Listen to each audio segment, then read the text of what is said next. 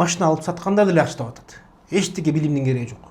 Например, бирдеңке алып саткандар деле акча таап атат. Если сөз акча табуу боюнча болсо, бирок билем, что акылдуу кишилер, өзүн өзү сыйлаган кишилер дайыма мондай бир эме болот да, бир миссиясы болуш керек.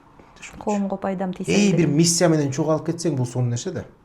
Аны ойлосоңор, бул жумушка кирген киши чыккысы келбей калат, анткени ошол бул тармакта биз укмуш акча табабыз дегенде жок.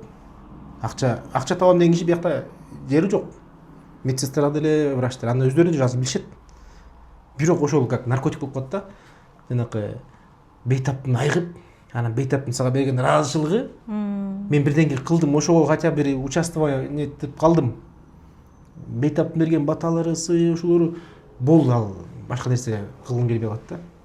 Мен ойлойм, ошону түшүнгөн, ошонун даамын сезген кишилер менин жанымда жүрөт. Анткени айтып атпаймынбы, оңой жумуш эмес. Биз караган, сасыган, чириген жаранычы кээ бирде болот да, бир кишиге кел, карачы, мен сага 10 000 сом берем, сен карабайт.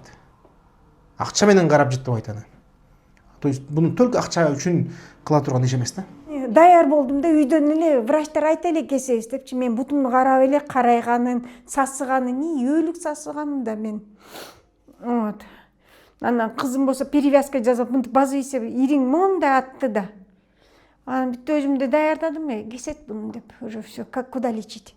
Бир бармакты алгандан кийин инфекция болуп атат. Буну кантип бояктырам же каяка барсам десем, жок, эчтеке билбейт да, жибере алышпайт. Нужный направлениягачы. Анан 20 күн үйдө отуруп, мындай совсем заражение болуп кетти да. Айыктым уже, эмне гана өткөн жокмун. Кандай оорудум, жалгыз мен, анан бир тууган, анан врачтар да билет го. Вот.